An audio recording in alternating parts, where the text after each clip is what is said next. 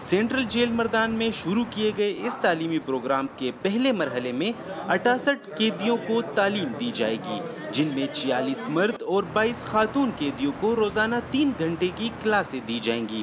دلچسپ بات یہ ہے کہ صرف تعلیم حاصل کرنے والے ہی نہیں بلکہ تعلیم دینے والوں میں بھی قیدی شامل ہیں۔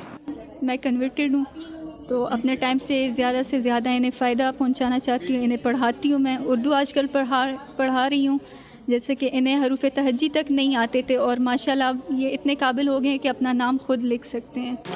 پروگرام کے تحت 6 مہینوں میں قیدی تیسری کلاس جبکہ 4 سالوں میں میٹرک تک تعلیم حاصل کر سکیں گے۔ یہ جتنے بھی یہاں پہ قیدی ہیں اور جو پڑھنا چاہتے ہیں ان کے لیے ہم نے ٹیچرز کا بندوبست کیا ہے، اور جو پڑھے لکھے ٹیچر ہیں یہاں پہ جو قیدی ہیں انہی میں سے ٹیچر ہائر کیے ہیں، ان کو 15,000 سیلری دی جائے گی اور وہی جو ساتھی قیدی ہیں ان کو پڑھائیں گے۔ جیل میں موجود قیدی اس نئے پروگرام سے انتہائی خوش ہے۔ ان کے مطابق یہاں ان کا وقت ضائع ہونے کے بجائے قیمتی ہو رہا ہے۔ بہت شوق سے سیکھتے ہیں کہ ان کے جیل میں تو پہلے تو انتظامات نہیں تھے نا، ابھی بہت شوق سے پڑھتے ہیں۔ 1 ہفتہ ہو گیا ہے کہ بہت سارے کچھ سیکھے، بہت کچھ سیکھا ہے۔ جی مجھے بہت پسند ہے اسکول۔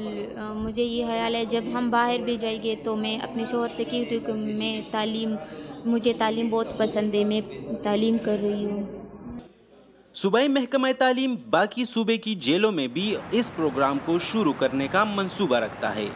جی فی الحال تو اردو نے سٹارٹ کی ہے، اس کے بعد یہ میتھس اور انگلش ساتھ پھر پڑھائیں گے۔ اچھے اتوار کے بارے میں، اپنی زندگی کیسی گزارنی چاہیے، کیا کن باتوں کا خیال رکھنا چاہیے، یہ سب ہم انہیں بتائیں گے۔ مردان جیل میں شروع کیے گئے یہ تعلیمی پروگرام نہ صرف ان طلبہ کی ذہنی صلاحیتوں کو نکھارے گی بلکہ جرائم کی روک تھام میں بھی ایک اہم کردار ادا کرے گی۔ عمر فاروق، وائس آف امریکہ، مردان۔